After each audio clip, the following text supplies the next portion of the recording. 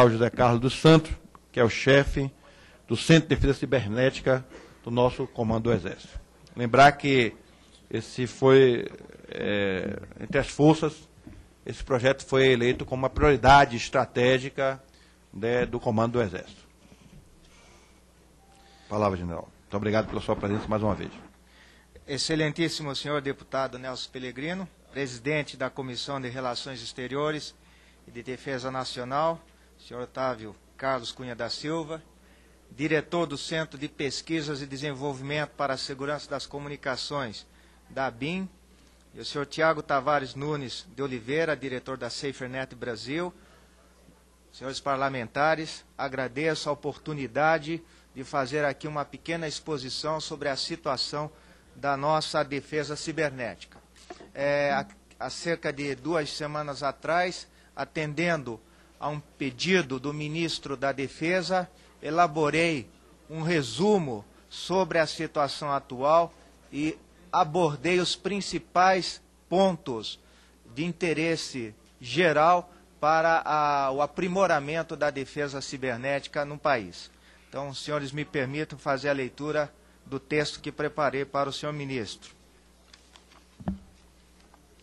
Então, em relação à situação atual, as vulnerabilidades existentes no espaço cibernético brasileiro advêm de causas diversas.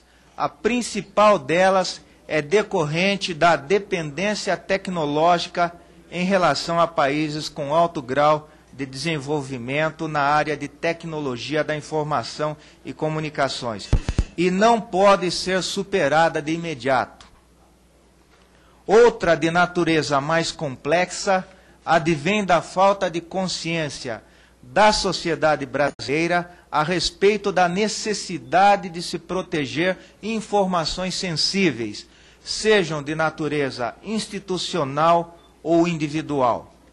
Desta decorrem todas as demais, como a falta de investimentos no setor, a insuficiência de especialistas de segurança da informação e o não cumprimento de normas de proteção já estabelecidas por agências responsáveis pela segurança cibernética do país. Agrega-se às vulnerabilidades já citadas o escasso arcabouço legal nacional e internacional que devem reger as relações pessoais, sejam estas físicas ou jurídicas. A criação do Centro de Defesa Cibernética tem servido para incrementar o grau de segurança cibernética no âmbito da defesa, assim como na integração e coordenação de esforços mais amplos com outros setores do governo e da sociedade, com resultados expressivos, como ficou demonstrado nos chamados grandes eventos. O contexto atual no setor mostra, entretanto, que além da ação político-diplomática do governo junto à comunidade internacional, tais esforços devem ser acelerados por meio de ações concretas e viáveis, no curto e médio prazo, não restritas ao âmbito do Ministério da Defesa. A coordenação dos trabalhos e a integração de todos os vetores vocacionados para as atividades do setor cibernético deve ocorrer de forma colaborativa entre os setores público, privado, acadêmico e a base industrial brasileira, com foco na eficácia das ações de segurança cibernética. Esta atuação colaborativa é uma das premissas da Política Cibernética de Defesa, publicada no último dia 21 de dezembro de 2012, e que o CDCiber tem cumprido na sua plenitude. O Centro atua de forma colaborativa, coordenando e integrando as ações de defesa cibernética e tem como parceiras diversas agências governamentais, como o SERPRO, o GSI, principalmente por meio do DECIC, Departamento de Segurança de Informação e Comunicações, e da Agência Brasileira de Inteligência, com o Ministério das Relações Exteriores, com a Secretaria de Assuntos Estratégicos, com o Centro de Tratamento de Incidentes de Rede, o CETIR-GOV, e também o CETIR-BR, com a Anatel, ANEEL, Polícia Federal, entre outras. Dentro desse escopo, o Centro de Defesa Cibernética realizou, durante a Rio+20, na Copa das Confederações, na Jornada Mundial da Juventude, a coordenação e a integração das ações de proteção do ambiente cibernético brasileiro, por meio de um centro de monitoramento cibernético integrado por especialistas da Marinha, do Exército, da Aeronáutica, órgãos governamentais já citados, empresas nacionais, entre outros. Em relação à dependência tecnológica, o Brasil não dispõe de uma indústria de equipamentos eletrônicos e de comunicações que possam substituir a grande parte de componentes importados para as suas redes internas, tais como equipamentos de comutação, roteadores, centrais de voz, VoIP, que é a voz sobre IP, né? E outros considerados críticos para assegurar a disponibilidade, confidencialidade, autenticidade e integridade das suas comunicações internas. Além disso, existe a dependência em relação às operadoras não nacionais de grande parte da nossa infraestrutura de telecomunicações.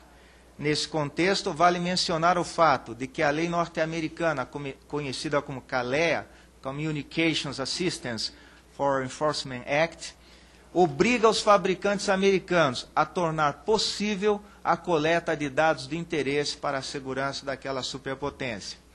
Existe, portanto, a necessidade de uma estratégia de amplo alcance, no sentido de buscar o desenvolvimento autóctone para a produção de componentes críticos no setor, por meio da intensificação da pesquisa tecnológica e de inovação. Ação esta já iniciada pelo Ministério da Ciência, Tecnologia e Inovação, nosso MSTI, e por uma série de programas, a exemplo do Inova Aerodefesa. O Brasil ainda não dispõe de um órgão nacional com estrutura tecnológica capacitada para certificar e homologar produtos utilizados pelas empresas de tecnologia da informação e comunicações em seu território. Nesse bojo, nesse contexto, em julho e setembro de 2011, o Ministério da Defesa e o Ministério da Ciência, Tecnologia e Inovação, por meio da sua Secretaria de Política de Informática, a CEPIM, realizaram 2 jornadas de trabalho que definiram 4 programas a serem fomentados pelo Ministério da Ciência, Tecnologia e Inovação, ou quem sabe por um PAC da área cibernética, que incluem, entre outros projetos, a criação de uma Escola Nacional de Defesa Cibernética, pesquisas na área de supercomputação nacional de defesa, desenvolvimento de soluções para a segurança de ambientes computacionais e um sistema modular de defesa cibernética. E desse evento participaram mais de 50 instituições brasileiras, tanto governamentais como acadêmicas e representantes da indústria nacional. Outro aspecto importantíssimo que nos leva à situação atual é a questão de pessoal. Recursos humanos capacitados se constituem em vetor estratégico para o desenvolvimento do setor em foco, essencial para a pesquisa inovadora e o nosso desenvolvimento tecnológico na área em questão. A grande carência de profissionais do setor, essenciais para a implantação de uma política de segurança da informação e comunicações em todos os níveis. O Ministério da Defesa, em conjunto com o Ministério da Ciência, Tecnologia e Inovação, fez a iniciativa já mencionada daquelas jornadas realizadas em 2011, das quais resultaram, então, esses programas que eu mencionei, e um deles que já está nascendo é de uma futura Escola Nacional de Defesa de Segurança Cibernética. Temos como exemplo, em outras áreas governamentais, a ENAP, Escola Nacional de Administração Pública, e também da administração fazendária. A universalização das tecnologias de informação, a transformação dessas em ferramentas obrigatórias para todos os tipos de profissionais e a interligação dos computadores em rede com o objetivo de prover serviços em tempo real, aumentou em muito a necessidade de se formar mão de obra qualificada nas áreas de pesquisa, desenvolvimento, operação e gestão da segurança cibernética, para a proteção dos ativos da informação, não só no ambiente do Ministério da Defesa, mas como também no ambiente governamental e de toda a sociedade brasileira. Essa necessidade não fica restrita aos especialistas em tecnologia da informação, mas permeia todos os tipos de profissionais e reflete-se na administração pública, em função da necessidade de se preservar a segurança das informações estratégicas, a manutenção dos serviços públicos essenciais e as infraestruturas críticas nacionais. Dentro de uma visão de futuro, tem se mostrado necessário estimular a cultura da segurança e defesa cibernéticas no âmbito da sociedade brasileira, nos níveis de sensibilização, conscientização, formação e especialização, com o objetivo de melhorar a qualificação da mão de obra nacional e de incrementar substancialmente a preparação de profissionais do ramo. Outro aspecto importantíssimo é o arcabouço legal.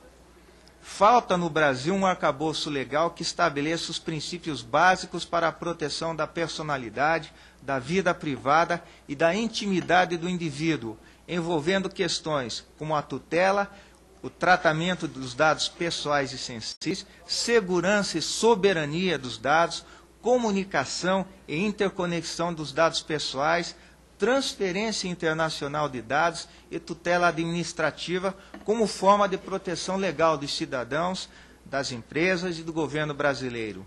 O estabelecimento de uma legislação ampla para a proteção dos dados institucionais e pessoais é essencial para minimizar os problemas apresentados.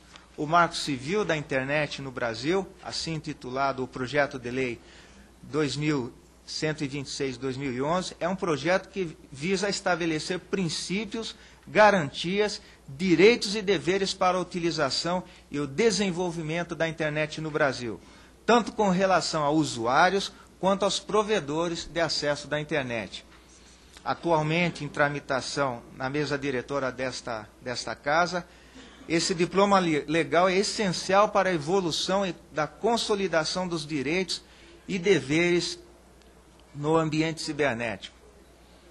A Lei 12.737, de 30 de novembro de 2012, e em vigor desde 2 de abril do corrente ano, estabelece que invadir dispositivo informático alheio, conectado ou não à rede de computadores, mediante violação indevida de mecanismos de segurança, e com o fim de obter, adulterar ou destruir dados ou informações sem autorização expressa ou tácita do titular do dispositivo, ou instalar vulnerabilidades para obter vantagem ilícita, é considerado como crime de delitos informáticos, com pena, inclusive, de detenção de 3 meses a 1 ano e multa. Não existe ainda no âmbito federal, por meio do Ministério da Justiça e dos Estados, por meio das Secretarias de Segurança Pública, uma estrutura adequada para o atendimento e repressão aos crimes cibernéticos condizente com as demandas existentes. Quanto à implementação de uma infraestrutura de certificação digital dentro da estrutura do governo brasileiro, não existe uma regulamentação que oriente ou obrigue a adoção ampla e aderente das normas já previstas para a infraestrutura das chaves públicas brasileiras, a ICP Brasil. A falta do amplo uso da certificação digital por meio da administração pública federal impacta nos princípios da segurança da informação relativos à autenticidade e confidencialidade na troca de informações. Vale mencionar o Decreto 3505, de 13 de julho de 2000, que institui a política de segurança da informação nos órgãos e entidades da administração pública federal. A fim de disciplinar a implantação da segurança da informação e comunicações, o Gabinete de Segurança Institucional da Presidência da República, o GSI, aprovou uma série de instruções normativas e normas complementares que orientam os órgãos da administração pública federal, no que tange à segurança da informação e comunicações. Em virtude da experiência que estamos tendo a oportunidade de colocar em prática durante os chamados grandes eventos, apresentamos até ao senhor ministro da Defesa um modelo para o país, para a questão da nossa segurança cibernética. Então, no âmbito do MD, o modelo de desenvolvimento no tripé, baseado no tripé, governo, instituições acadêmicas, indústria nacional, tem alcançado resultados promissores.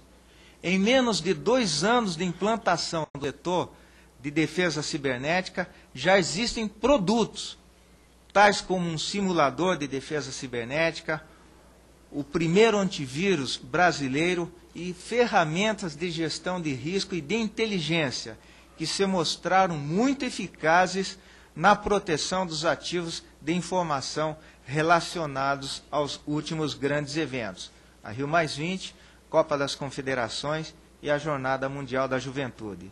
Mais do que simples produtos, a forma cooperativa e integrada de atuação entre as diversas agências envolvidas naqueles eventos, sob a coordenação do Ministério da Defesa, pode servir como modelo para o país na busca da segurança cibernética mais abrangente.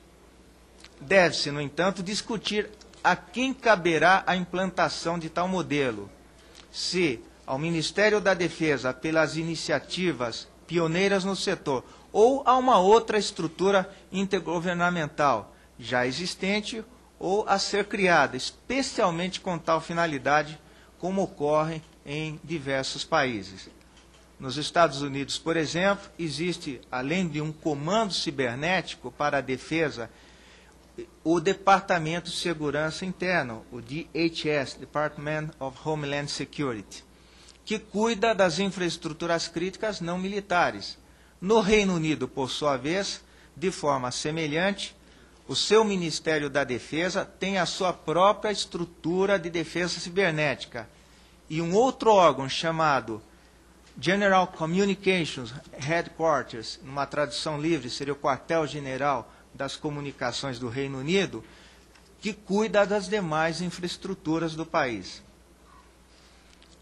A proposta de criação de um comando de defesa cibernética, já prevista na nossa Estratégia Nacional de Defesa, deve ocorrer por evolução da estrutura do Centro de Defesa Cibernética, tendo como principais vetores de atuação as áreas de doutrina, ciência e tecnologia, recursos humanos, operações e inteligência. E na minha apresentação de alguns slides isso vai ficar bastante claro, assim espero.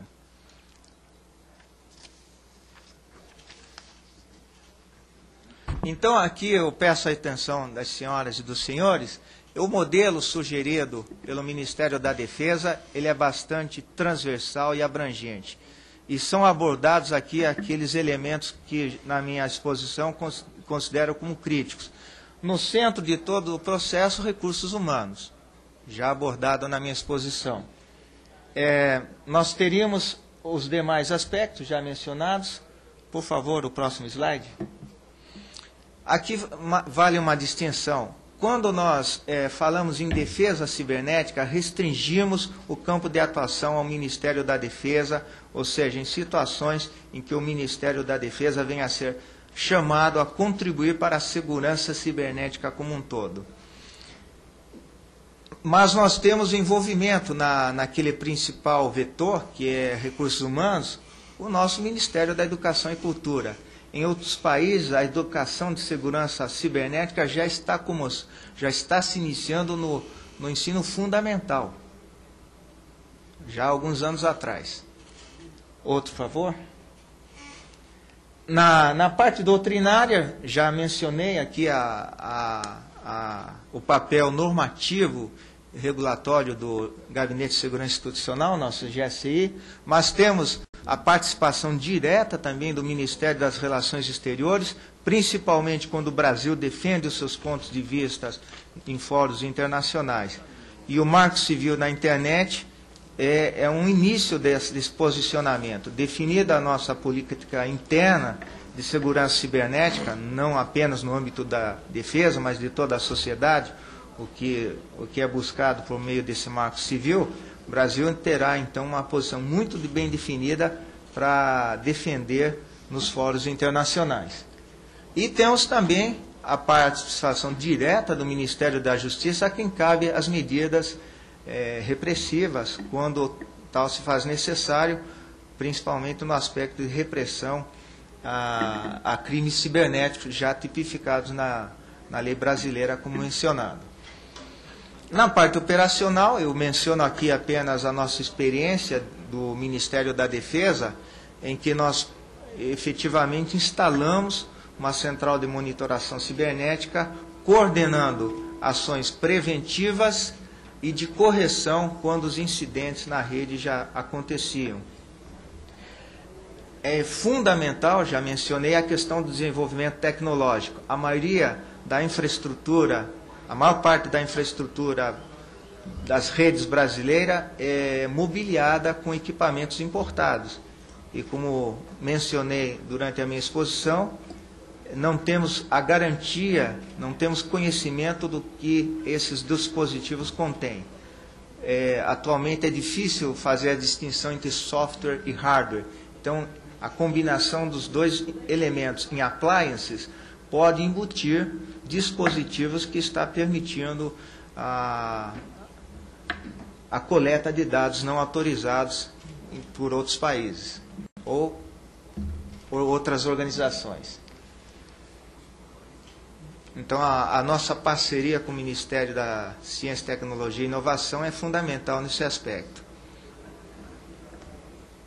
E essa parceria tecnológica também está ocorrendo internamente dentro das Forças Armadas. Os projetos têm sido desenvolvidos em conjunto com especialistas da Marinha, do Exército e da Aeronáutica, até porque não temos ainda efetivos suficientes para tocarmos isoladamente os nossos projetos. Então, a união dos esforços está ocorrendo internamente nas Forças Armadas e com algumas agências de governo, como é o caso do CEPESC, subordinado ao ABIN. E a parte de inteligência, embora o termo possa levantar questões de diversas matizes, é fundamental. A defesa, a segurança cibernética só é viável com um trabalho prévio de inteligência. O Centro de Monitoração Cibernética, basicamente, para proteger os ativos envolvidos nos grandes eventos, fez um trabalho proativo, onde nós procuramos analisar as redes envolvidas naqueles eventos, analisar as suas vulnerabilidades e emitir recomendações que tornaram aquelas redes resistentes aos diversos tipos de ataques que foram executados para, de alguma forma, impedir o funcionamento daquelas redes envolvidas nos grandes eventos. O modelo de colaborativo e integrado, envolvendo todas aquelas agências já mencionadas durante a exposição, foi muito eficaz, pelo menos contra o nível de ameaça enfrentado, que não envolve, por exemplo, o emprego de ferramentas mais sofisticadas para a espionagem de toda a ordem. Então, mas é fundamental o trabalho de inteligência para a segurança cibernética. Temos que conhecer os tipos de ataques, as articulações de hackers e de organizações que estão fazendo alguma ação para derrubar redes, para introduzir malwares nessas redes. Então, o trabalho de inteligência é fundamental. Não temos tempo para reagir a um ataque. Então, temos que nos preparar com antecedência, com meses de antecedência, para adotarmos as nossas redes de dispositivos de proteção. Uma vez executado o ataque, o que podemos fazer é mitigar, é recuperar aquelas redes, e isso também é uma coisa que temos praticado nos grandes eventos. E outras agências, não só o Ministério da Defesa, já fazem isso. Nós temos no Brasil, por exemplo, o Centro de Estudos de Incidentes de Rede Nacional, o CERT-BR, que tem sido um parceiro de especial valia para o desenvolvimento das atividades de defesa cibernética. É o órgão brasileiro mais antigo que tem experiência na solução de incidentes de rede e recomendações para a maior segurança de todos aqueles que fazem uso extensivo de redes de computadores. Por favor, a próxima. O modelo, então, como falei, é totalmente transversal e exige uma coordenação nacional com todos aqueles elementos, por meio de uma estrutura já existente ou a ser criada, que faça um trabalho de coordenação nacional. O Ministério da Defesa atualmente conta com um grupo que tem um prazo de cerca de 2 meses para apresentar uma sugestão do Ministério da Defesa à sociedade brasileira do que seria uma eventual agência, a próxima, por favor, do que seria uma Agência Nacional de Segurança Cibernética. Se por acaso as nossas agências e instituições já existentes, de comum acordo, de forma consensual, chegaram a um acordo que não temos uma estrutura que possa fazer todo esse trabalho. Então, o Ministério da Defesa trabalha com uma proposta de alcance não apenas dentro do Ministério da Defesa, mas intergovernamental, e que poderá servir à sociedade como um todo, que seria então a criação de uma Agência Nacional de Segurança Cibernética. Esses são os principais aspectos que eu gostaria de trazer a esta comissão, e durante eventuais debates estou à disposição para esclarecimentos que se façam necessários. Muito obrigado. Obrigado, General José Carlos, pela sua contribuição. Certamente, no curso dos debates, novos esclarecimentos serão prestados. Eu passo a palavra agora a seguir ao senhor Otávio Carlos da Cunha Silva, que é diretor do Centro de Pesquisa e Desenvolvimento para a Segurança das Comunicações da BIM. Excelentíssimo senhor deputado Nelson Pellegrino, presidente da Comissão de Relações Exteriores e Defesa Nacional, General de Divisão José Carlos Santos, chefe do Centro de Defesa Cibernética do Comando do Exército, Dr. Tiago Tavares de Oliveira,